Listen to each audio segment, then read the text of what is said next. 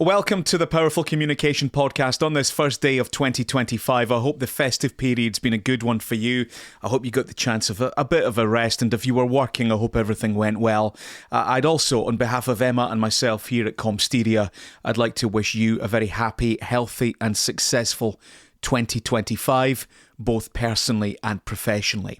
What I'd like to say on this first episode of the podcast for this new year is I really hope that this will be the year that we see and hear a lot less about demographic cohorts. Now, if you don't know what demographic cohorts are, it's this system of labelling, and I would say dividing people according to the generation in which they were born. So things like baby boomers, Generation X, millennials, Generation Z, the Alpha generation. There are a multitude of these divisions and subdivisions that all attempt to label and categorize us all depending upon the era in which we were born.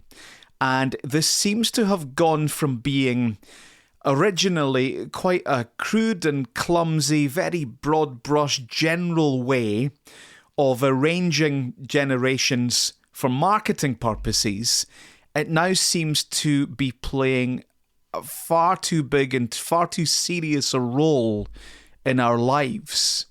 I see and hear people clinging to the generation or the sub-generation that they're part of, desperate for some sort of identity, trying to acquire behaviours and preferences that they think make them belong to this demographic cohort.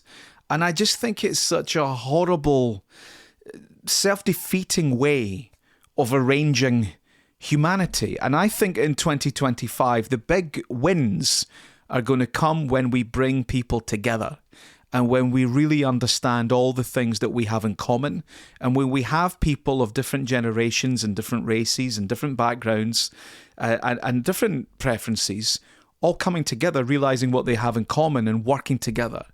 And I think that particularly the marketing industry, but really anything and everything now, even within families, people clinging to these labels, or you're Gen Z, you'll do this, or I'm Gen X and I do this is what I do.